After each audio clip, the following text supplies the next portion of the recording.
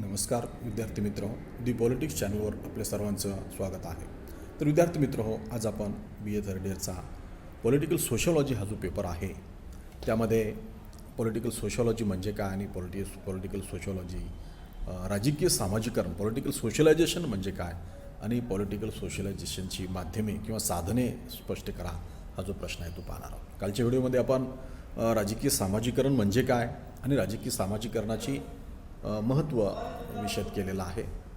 आज आपण राजकीय सामाजिकरणाची साधने पाहू. या चॅनलवर नव्याने आला असाल तर चॅनलला सबस्क्राईब करा, अधिकाधिक विद्यार्थ्यांना चॅनल शेअर करा. तर पाहू विद्यार्थी मित्र, राजकीय सामाजिकरणाची साधने काय आहेत. आपल्या लक्षात आलं असेल की राजकीय सामाजिकरण म्हणजे राजकारणाबद्दलचं एक शिक्षण आहे, ती एक प्रक्रिया आहे आणि ती अनेक माध्यमातून कशी पूर्ण होते. म्हणजे राज्यकर्त्यांना जो हवा आहे, आल्मंड आणि पावेलने व्याख्या केलेली आहे की राजकीय वर्तन आणि राजकीय व्यवस्था याचं ज्ञान ज्यातून प्राप्त होते त्याला आपण राजकीय सामाजिकरण असं म्हणतो.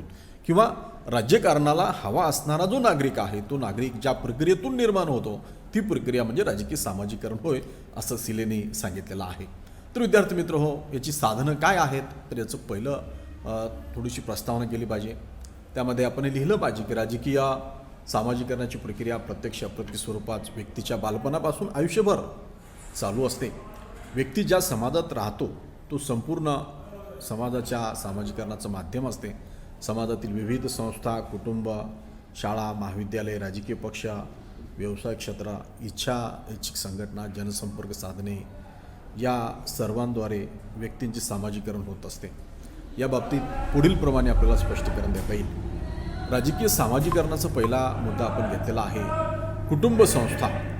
कुटुंब संस्था हे राजकीय सामाजिकरणाचे सर्वात मूळचे आणि महत्त्वाचे सामर्थ्यवान असे माध्यम आहे. श्रद्धा, मूल्य याचे अधिष्ठान कुटुंबातच तयार होते. सत्ता, अधिकार आणि कर्तव्य याबाबतची जाणीव मुलांच्या मनामध्ये कुटुंबामार्फत होते. कोणत्याही पिढीतील बहुसंख्य मुलांना राजकीय दृष्टिकोन आईवडिलांच्या भूमिकेशी सुसंगत असाच दिसून येतो. राजकीय सामाजिकरणात कुटुंबाचा प्रभाव अनेक कारणामुळे निर्माण होतो.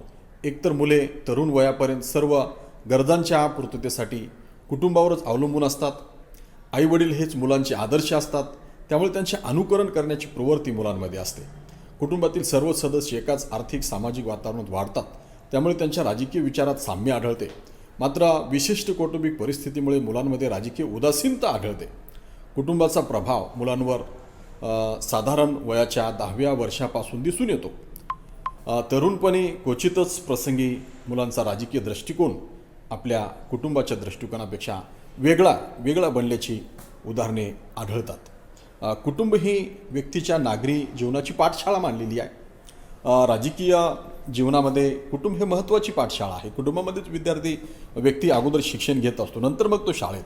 जे व्यक्तीच्या मनात त्याग, बंधुभाव, शिस्त, वरिष्ठांविषयी आदर, सहिष्णुता या गुणांची जोपासना कुटुंबामार्फतच होते. संयुक्त कुटुंबात मुलांवर जे संस्कार होतात तेही महत्त्वाचे असतात, कारण आईवडील आणि भावभावंडांबद्दल इतर अनेक नातेवाईकांशी आपल्या संबंधातून त्याचा दृष्टिकोन व्यापक बनतो. निर्णय क्षमता, समाजातील इतर लोकांशी वागण्याचा खूप चांगल्या पद्धती मुलांना कुटुंबातूनच शिकता येतात. पिढ्यानपिढ्या एकाच पक्षाशी बांधिलकी मानणारी अनेक कुटुंबे भारतात दिसून येतात, कारण एकच कुटुंब मग ते काँग्रेसची एकनिष्ठ असते हे आपण पाहतो. त्यानंतर दुसरी सामाजिकरणाचं साधन आहे ते म्हणजे शिक्षण संस्था. शिक्षण संस्थांमधून सुद्धा राजकीय सामाजिकरण झालेलं आपल्याला पाहायला मिळते. हे काय होते तर शिक्षण संस्थांमध्ये शाळा आहे, महाविद्यालय आहेत, विद्यापीठे आहेत, संशोधन व प्रशिक्षण केंद्र आहेत. यासारख्या शिक्षण संस्थांचे व्यक्तीच्या राजकीय सामाजिकरणात महत्त्वाचे योगदान दिसून येते. कुटुंबात होणाऱ्या सामाजिकरणाला काही मर्यादा असतात. शेती व्यवसायावर आधारलेल्या ग्रामीण समाजात साक्षरतेचे प्रमाण जेव्हा फार कमी होते तेव्हा तर या मर्यादांचे ठळकपणे मर्यादा दिसून येत होत्या. शाळेतच मुलांना विविध विषयाचे ज्ञान मिळते. विज्ञान, गणित, देशाचा इतिहास, भूगोल, थोर विचारवंत नेते यांची चरित्रे याच्या अभ्यासामुळे मुलांचे अनुभव विश्व व्यापक बनते. शाळा ही आदर्श समाजाची प्रतिकृती मानली जाते. शिक्षण संस्थात मिळणाऱ्या ज्ञानातून आणि माहितीतून मुलांचा वैचारिक विकास होतो. देशात सुशिक्षित व जबाबदार नागरिक शिक्षणातूनच तयार होतात आणि तेच देशाच्या राजकीय स्थैर्याला व राजकीय विकासाला सहाय्यभूत ठरतात. जर नागरिक शिकलेला नसेल आणि त्याला संविधानाची नवीन समाजरचना माहिती झाली शिक्षणातून, तो राष्ट्राला उभारणी देत असतो. राष्ट्रबांधणी जे काही आपण म्हणतो ती राजकीय सामाजिकरणातून होत असते. शिक्षणाचे धोरण, शिक्षण पद्धती यात शासनाची भूमिका महत्त्वाची ठरते. विशिष्ट राजकीय मूल्य आणि तत्त्वप्रणाली मुलांमध्ये रुजवण्यासाठी शिक्षण संस्थाचा वापर करून घेतला जातो. उदाहरणार्थ इंग्लंडमधील शिक्षण पद्धतीतून मुलांना उदारमतवादी लोकशाहीचे शिक्षण दिले जाते. रशियातील शिक्षण पद्धतीतून साम्यवादी विचारावर विश्वास असणारी मुले तयार होतात. तर अमेरिकेतील मुलांना लोकशाही, मुक्त अर्थव्यवस्था, साम्यवादी विरोध या पद्धतीच्या विचारांचं शिक्षण दिलं जाते. उच्च शिक्षणामुळे मुलांच्या व्यक्तिमत्त्वाचा सर्वांगीण विकास होतो. स्वावलंबन, शिस्त, त्याग, चारित्र्य, राष्ट्रभक्ती, सामाजिक बांधिलकी याबाबतची जाणीव उच्च शिक्षणातून होते. भारतात इंग्रजांच्या काळात निरक्षरतेचं प्रमाण फार मोठं होतं, पण त्या काळात इंग्रजी शिक्षण घेतलेल्या तरुणांना स्वातंत्र्य, समता, न्याय, बंधुत्व या विचाराची ओळख झाली.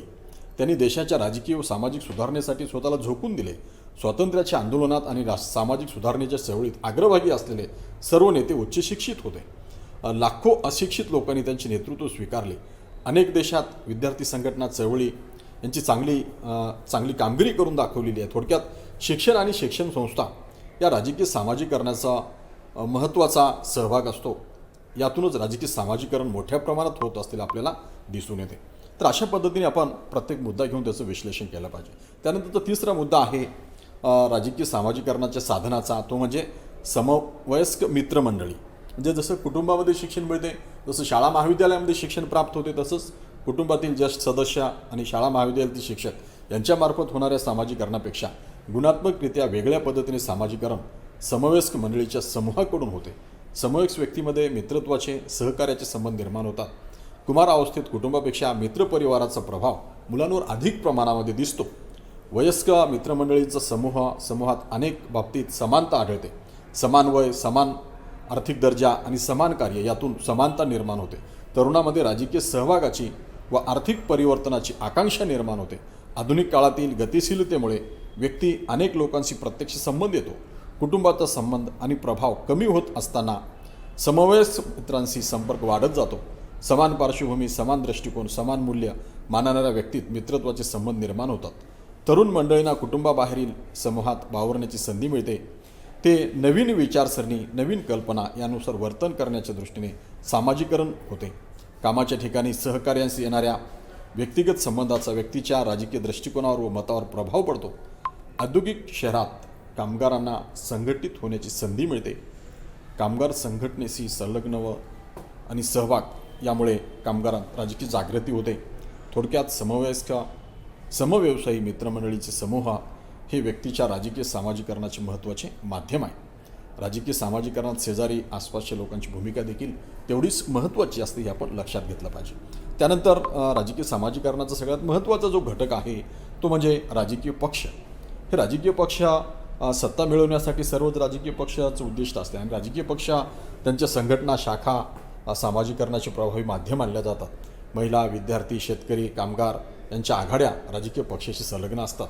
त्याच्या माध्यमातून आपल्या समर्थकांची संख्या वाढविण्यासाठी राजकीय पक्ष प्रयत्नशील असतात.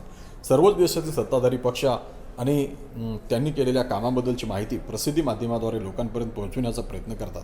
त्यावेळी राजकीय सामाजिकरण हाच उद्देश दिसून येतो. राजकीय पक्ष आपल्या पक्षाची तत्त्वे लोकांमध्ये बिंबवण्याचा प्रयत्न करतात. निवडणुकांच्या माध्यमातून काळात मोठ्या प्रमाणामध्ये लोकांचं सामाजिकरण घडून आणले जाते. भित्तीपत्रके आहेत, घोषणा आहे, मिरवणुका आहेत, प्रचार यंत्रणा आहे, जाहीर सभा आहे, याद्वारे सामाजिकरण होत असते. राजकीय पक्षांशी संबंधित संघटनातून पक्षाचा समर्थक कार्यकर्ते मिळतात. देशात सेवादलासारख्या संघटना सदस्यांची चारित्र्य, संवर्धन, आदर्शवाद आदी संघटना तो प्रशिक्षण यावर भर देतात. व्याख्याने, नियमित बैठका, चर्चासत्रे, सांस्कृतिक कार्यक्रम सदस्यांचे राजकीय सामाजिकरण अशा संघटनामार्फत सुरूच असते. मग ते राष्ट्रीय सेवा दल असेल, त्याचं शिबिर घेतात आणि त्यामध्ये समाजवादाचे विचार रुजवतात. नव्याने स्वतंत्र झालेल्या राष्ट्रात लोकशाही रुजविण्यासाठी लोकशाही मूल्यांचे सामाजिकरण राजकीय पक्ष करत असतात. राज्यशाही आणि पारतंत्र्याचा अनुभव घेतलेल्या आपल्या देशात लोकशाही पद्धतीचे महत्त्व लोकांना समजले आणि त्यामागे राजकीय पक्षांनी केलेले सामाजिकरण हे महत्त्वाचे कारण आहे. कारण राजकीय पक्षांनी सामाजिकरण केलं नसतं तर भारतामध्ये लोकशाही रुजू शकली नसते. यानंतरचं महत्त्वाचं साधन आहे म्हणजे ते जनसंपर्क प्रसारमाध्यमे, वृत्तपत्र, इलेक्ट्रॉनिक मीडिया, सोशल मीडिया ही सगळी अत्याधुनिक, प्रभावी आणि व्यापक माध्यम म्हणजे प्रसारमाध्यम. यात वृत्तपत्र आहे, मासिक आहे, रेडिओ आहे, दूरदर्शन आहे, या माध्यमांचा समावेश असतो. प्रसारमाध्यमात झालेल्या अभूतपूर्व तांत्रिक विकासामुळे अलीकडे त्याचे महत्त्व फार वाढलेले आहे. अर्थात या माध्यमाचा प्रभाव त्या समाजाचे स्वरूप आणि त्यातील स्तर यावर अवलंबून असतो. या माध्यमाद्वारे प्रसारित होणाऱ्या काही कल्पना आणि मूल्य त्या समाजातील सदस्याशी संबंधित नसतात, तर बाहेरून आलेली असतात. अनेक देशात प्रसारमाध्यमावर सरकारचे नियंत्रण असते. त्यावर ही माध्यमे सरकारला अनुकूल असतात किंबहुना सरकारचे विरोधी नसतात. त्यामुळे प्रसारमाध्यम म्हणजे राजकीय सामाजिकरणाचं माध्यम आहे, तरी ते एक हत्यारही आहे असे म्हटले जाते. कारण प्रसारमाध्यमांचा लोकांवर प्रत्यक्ष परिणाम होत नसला तरी त्याद्वारे व्यक्त केली जाणारी मते, कल्पना, मूल्य यांचा प्रेक्षकांवर, वाचकावर प्रभाव टाकत असतात. शिक्षणाचे प्रमाण ज्या देशात अधिक आहे त्या देशात या साधनाचा प्रभाव राजकीय सामाजिकरणामध्ये अधिक दिसून येतो. लोकशाही व्यवस्थेत प्रसारमाध्यमे मुक्त असतात.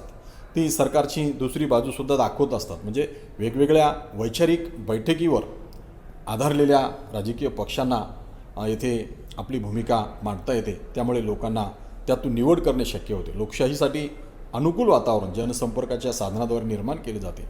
दूरदर्शनवर होणाऱ्या राजकीय चर्चा, निवडणुका, मतदानाबाबतच्या मुलाखती, अंदाज याचा लोकमताच्या जडणघडणीत सहभाग असतो. आजच्या काळात वृत्तपत्रे, दूरदर्शन यांचा राजकीय सामाजिकरणाचे चांगले माध्यम म्हणता येईल. कारण यामध्ये दोन्हीही बाजू असतात आणि शिकलेला समाज लोकशाहीसाठी यातून बळकट होत असतो.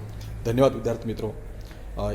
अशा पद्धतीने आपण या प्रश्नाचं उत्तर पाहिलेलं आहे. या चॅनलवर नव्याने आलात, चॅनलला सबस्क्राईब करा, अधिकाधिक विद्यार्थी मित्राला शेअर करा.